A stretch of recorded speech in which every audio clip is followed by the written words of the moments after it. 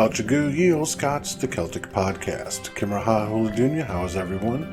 On today's show in Feuchamaich Beagan Gaidhlig, that's Let's Try Little Gaelic. Lesson 12, the past tense of the verb to be in Celtic history. Massacre on Rathlin Island and the English Civil War in everyday Celtic ways. The tale of Froach and Maeve. We're going to hear music from Braybock, Iona Fife, Maeve McKinnon, Rachel Walker, and Starrett. And if you're seeing this, you already know about Ye Olde Scot's YouTube channel and the Facebook group.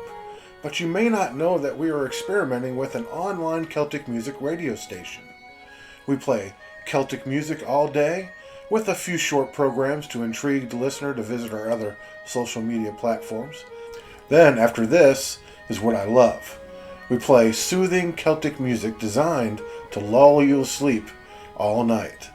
I don't think I've made it past the third or fourth song yet. So check out the link below or the link pinned to the top of the Facebook page and tell all your friends about Celtic music all the time on Ye Olde Scot Celtic Music Radio. Learn the history of Gaelic songs as you learn to sing them.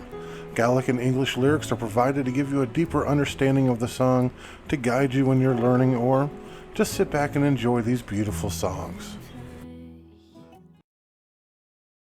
Welcome to Learn a Gaelic Song. Today's song is Alistair a Glenna Gaelic, and it's a traditional song sung by Rachel Walker. And it's about Alexander Dhu, who was chief of the MacDonalds of Glengarry between 1705 and 1721. Now, he took the lead at the head of the MacDonald's army and fought with Graham Claverhouse at the Battle of Killiecrankie in 1689.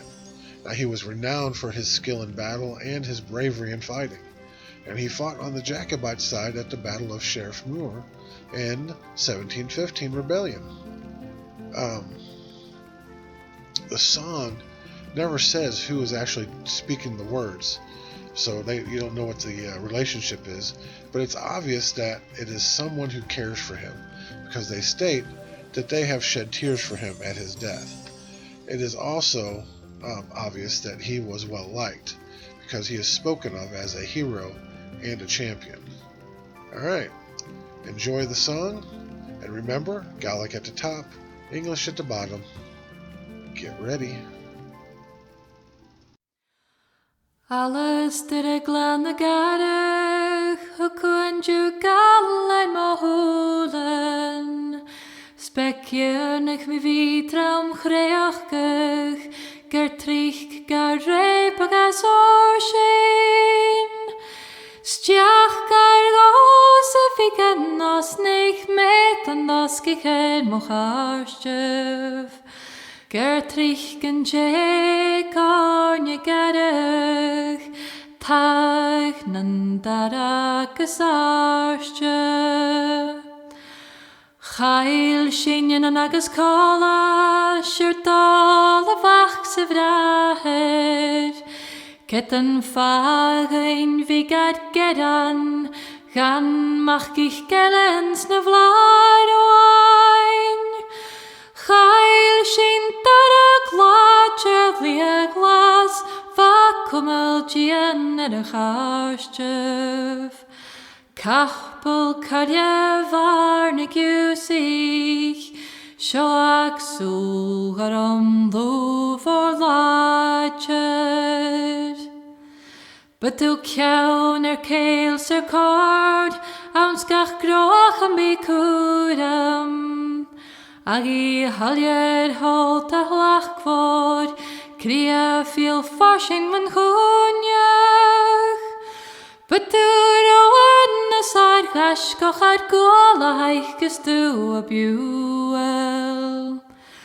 Lo an smedal fedal femel, kelm fech gechail shemes juarst. But toen lasser jera gan loskech, but du skocht a giet gan salchev, but du kudacha, but du luch gan a glaiva, but du bratan an sanirursk fi er an ian leis arste. Betún lo an had gach beach, betú daflehan na kraichke. Goyam danam a visaval, John a chade gauns an udu. Goyam sonna ser na gaku, au na dados au na guich. Goyam dovach vina dache, au nan saivris au nan kuram. Alles der glaune gadig, hukun jugal et mohulan.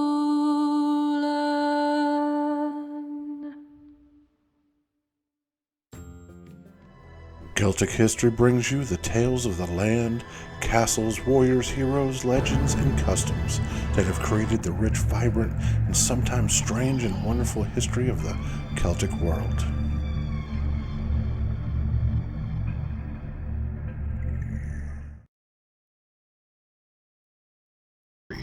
You just thought the Glencoe Massacre was bad. Wait till you hear this story. In 1642, the start of the English War, Covenant's Campbell soldiers of the Argyll's Foot were encouraged by their commanding officer, Sir Duncan Campbell of Auchenbreck, to kill the local Catholic MacDonalds on the island of Rathlin just off the northeast coast of Northern Ireland. Now, these MacDonalds were relatives of their arch clan enemy in the Scottish Highlands, Clan MacDonald. In an effort to purge the island of what they perceived as a threat, the Campbell soldiers gathered by force all of the MacDonald women and children. They would have probably gathered everybody, but most of the men were overseas fighting in the English Civil War, on both sides. They proceeded to throw the women and children over a 100-foot cliff to their deaths on the rocks below. Then, to make matters worse, they attempted to hide the shame of their immoral deeds. The number of the victims of this massacre has been put as high as 3,000, but at the time, nobody even bothered to count. In August of 1643, the Scottish government and English Parliament signed a solemn league and covenant resulting in Scotland entering the war against King Charles I. In response, the king appointed James Graham, Marquess of Montrose, as Captain General of Royalist forces in Scotland.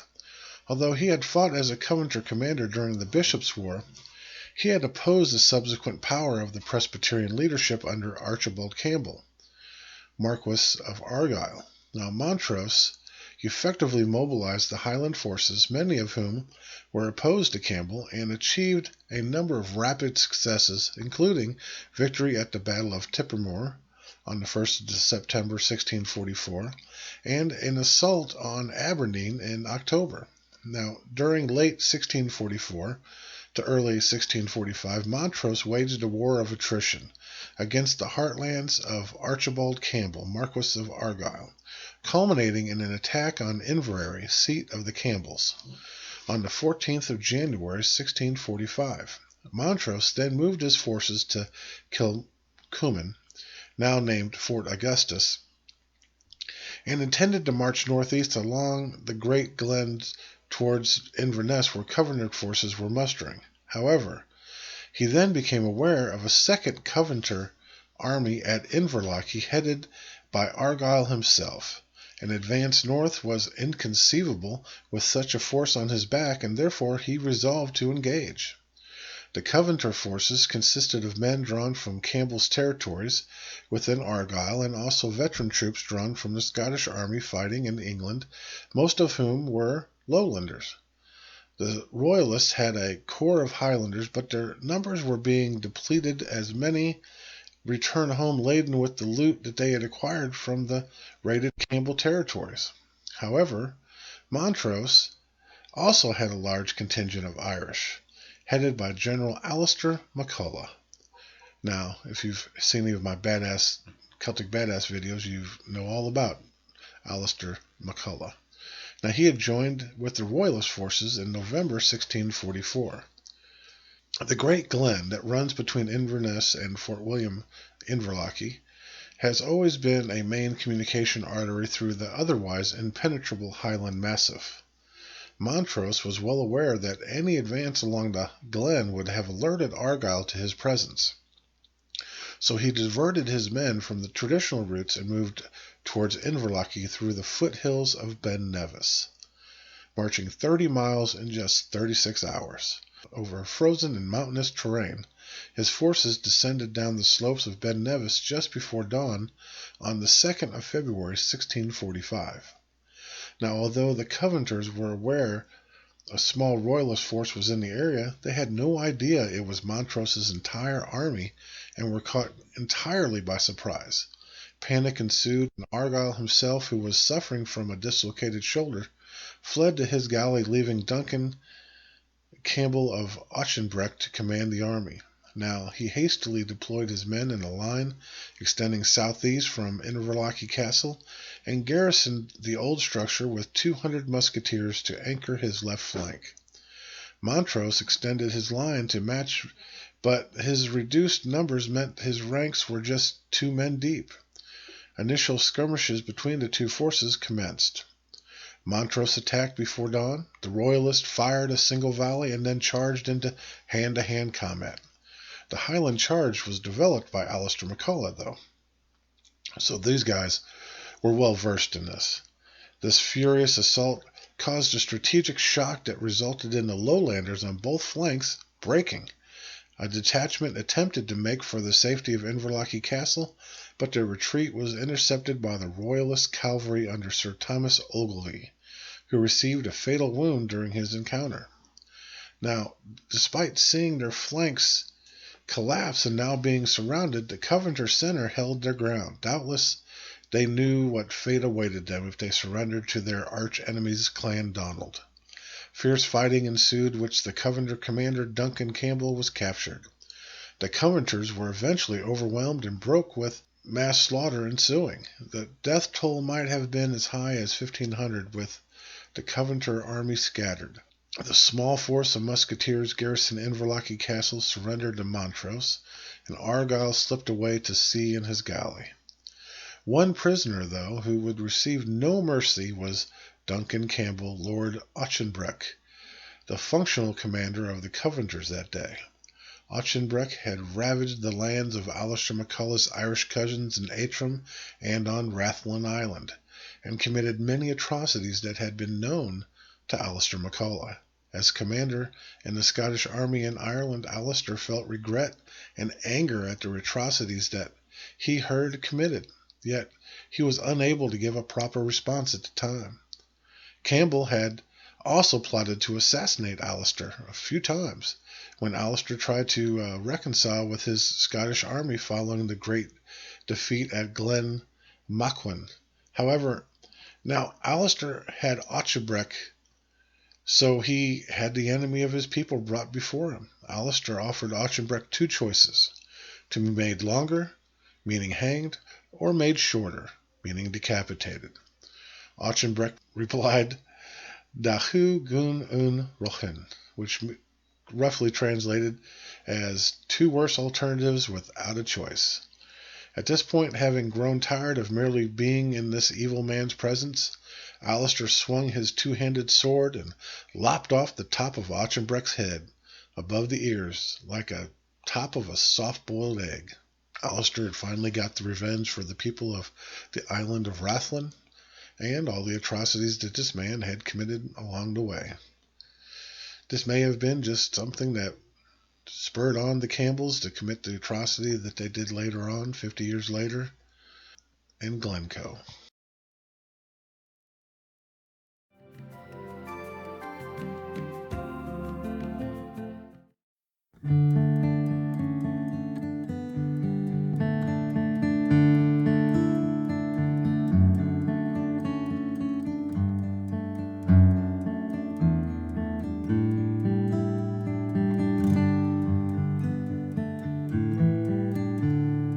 Be the Lord in the North Country. Oh, my bonny, oh, he had 2 daughters in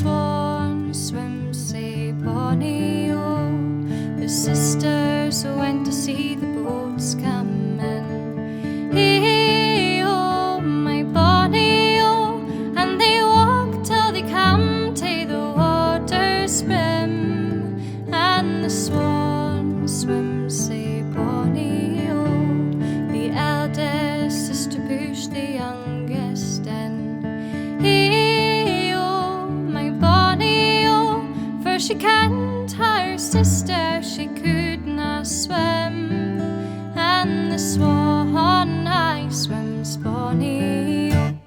Sister, sister, lending me her glove. Hey, oh, my bonny, oh, and ye shall hear my true love. And the swan swims say bonny, oh, I'll ne'er lend you neither hand nor glove. Hey, oh, my bonny, oh, but I will hear your true love. And the swan swims say bonny, oh, sometimes she sank, sometimes she swam.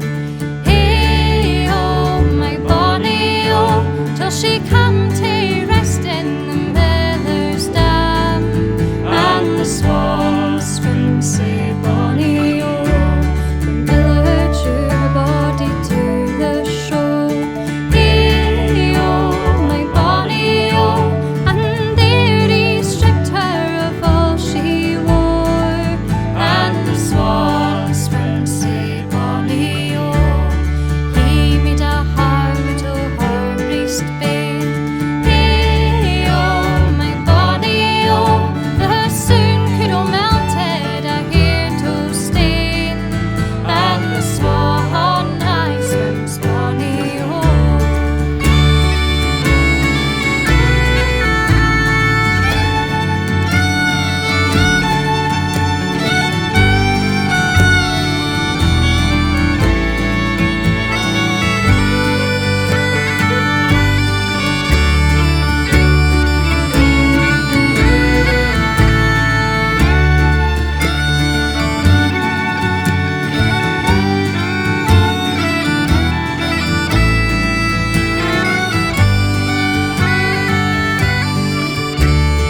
He cut it long so I'll a hear. Hey, oh, my bonny, oh, and with them he strung her harp sae rare. And the swan swims sae bonny, oh, he sting the harp to the Lord's high hall. Hey, oh, my bonny, oh, and there was the family assembled all. And the swan swims say bonny, oh, it was the eldest sister's wedding day. Hey, oh, my bonny, oh, but the only tune that the harp would play was the swan swims say bonny, oh, there does sit my father the king. Hey, oh, my bonny, oh, and there does sit my mother the queen. And the swan swims say bonny, oh, there does sit my false sister Anne. Hey, oh, my bonny, oh, fast tunes me Holland say go a man. And the swan I swims bonny, oh. The miller was hung upon the gallows high. Hey, oh, my bonny, oh, and the sister was burnt at the stake nearby. And the swan I swims bonny, oh. Everyday Celtic Ways brings you the mythology, traditions, and customs that have created a unique and personal culture that still affects those that are Celtic and those that just love the Celtic world.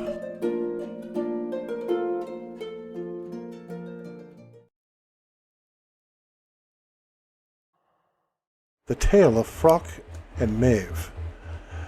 Froach Island is an island found on the northern reaches of Loch Awe in Argyll. Its name in Gaelic literally means Heather Isle. Now, although it is more likely that it got its name from the Celtic hero Froach, for it is here that a story unfolds about the love-struck warrior Feuchamaich Beagan of the Sharp Blades, who was a handsome warrior. Now, his hair was said to be black, fine, and glossy like raven's plumage, smoothed on the snow. His heart beat solely for one true love.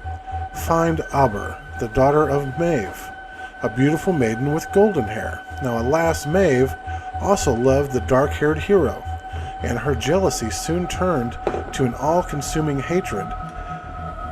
Then hatred turned to vengeance, and before long she was plotting his demise.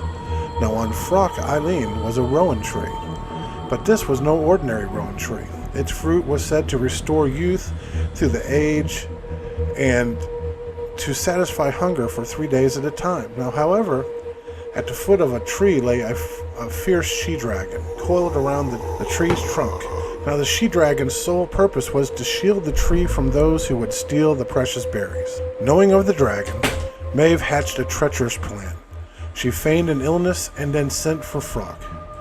She entreated him that she would die unless he alone could pluck for her a handful of the fruit from the cold lake in the rowan tree. He set off at once, swimming across the icy waters to the island.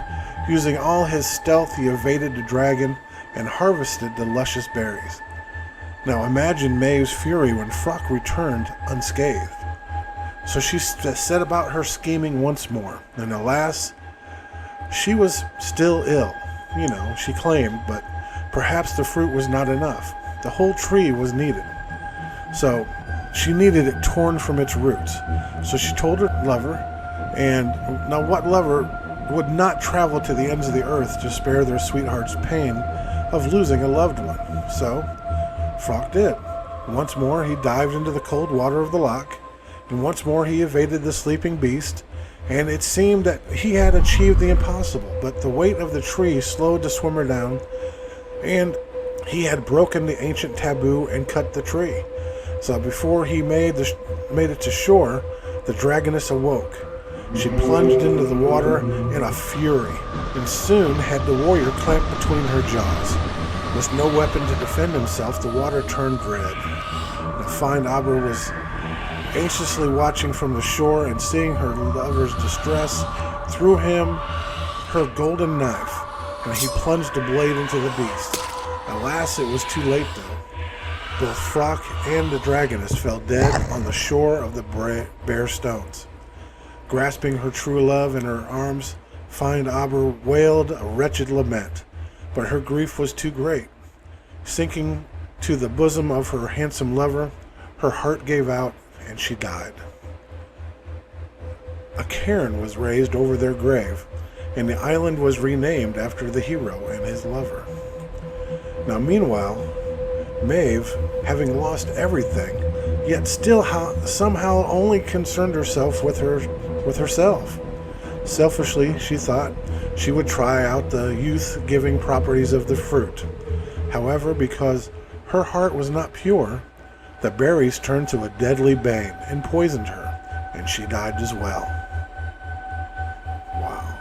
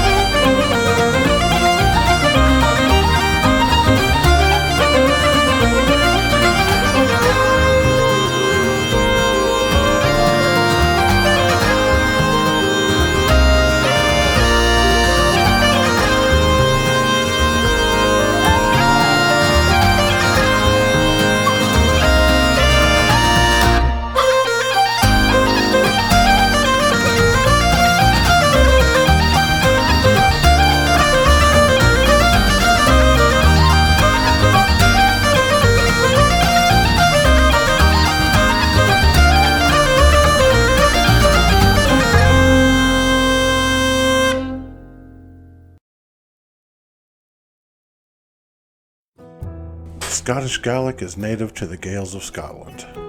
Scottish Gaelic developed out of the Old Irish, and learning this beautiful language can be a direct link to your Gaelic ancestors. Follow along in Feuchamaich Beagan Gaidhlig, and like I said, let's try a little Gaelic. Fáilte ye Olde Scots, the beginner's Gaelic course. Kimraha Huladunya, how is everyone? Looky there, you already know how to say welcome to and how is everyone. With a little work, you can gain a rudimentary understanding of the Scottish Gaelic language. Now, these lessons were taken from my weekly podcast beginning back on May 15th of 2020. So if you like, you can listen to them there as well. But please remember that I am not an authority on the Gaelic language. I just love learning it. I struggle like most all learners, and so what I teach comes right from well-respected Gaelic teachers. I hope you find it interesting, informative, and fun, and as always, I display on the screen what I'm discussing so you can follow along.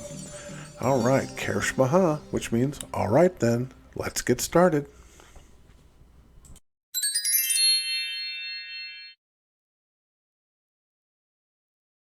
And we're going to do lesson 12, and it's the past tense of the verb to be.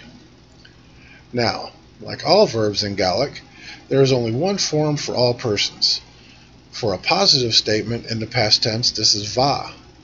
Just add the subject to it, either a pronoun or a noun. This gives you the basis on sentence structure, just like in the present tense. Verb, subject, and everything else. Alright, pronouns are combined with the verb va as follows. Va me is I was. Va u, you were. Va e, he was. Va e, she was. Va shin, we were. Va shiv, you were. And that's the plural or formal form. Va it, they were. Okay, now I know you've heard this before, but remember there's two ways to say you in Gaelic. It's u, which is you for the singular usage or the informal, for a friend, somebody you've known your whole life, or a child, and shiv, and that's you for a formal usage, showing respect, or if you don't know the person, and you also use that for a plural, for when speaking to one or more persons. Now, adjectives can be used following the verb to be, the same as in the present tense. The adjective is the same for all subjects. So, like the feminine subject, va I fur, she was cold. Plural subject, va it fur, they were cold. And the masculine subject, va Callum fur, Callum was cold. And the same goes for the other three forms of the verb to be in the past tense. You got the independent or the positive statement, you have the dependent or the negative statement, you have the interrogative or the positive question, and you have the negative interrogative or negative question. Okay, now you've already seen va as the positive statement in the past tense. Learning the negative statement and the positive and negative questions will open your abilities to form sentences and begin communicating even more in Gaelic. And here's some examples. Va, which of course is the positive statement. Va I fur, it was cold. And you have Calro, which is the negative statement. Calro I fur, it was not cold. And you have the positive question, which is Anro. Anro I fur, was it cold? And then you have the negative question, which is Nachro. Nachro I fur, was it not cold? Alright, and that's kind of it for va, as far as the past tense of the verb to be. Now you're going to see it, and you're going to need to use it, and I'm going to give you 6 sentences here to work on to give you some usage on it. So, number 1, va mi adol an an bu. Number 2, An ro adol yan skol. 3. Karol mi adol yan skol. 4.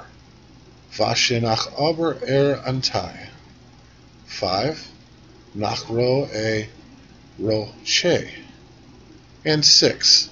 Va-e.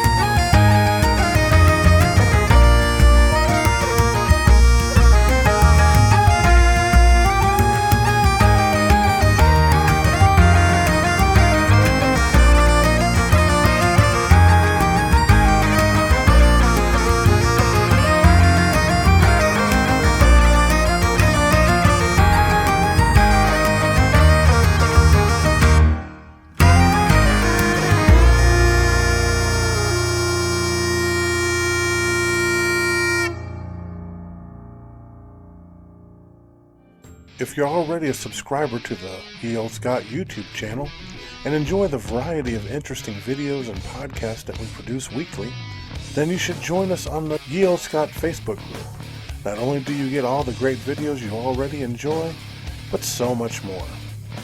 come and connect with your Celtic community here on Ye Olde Scot Facebook group.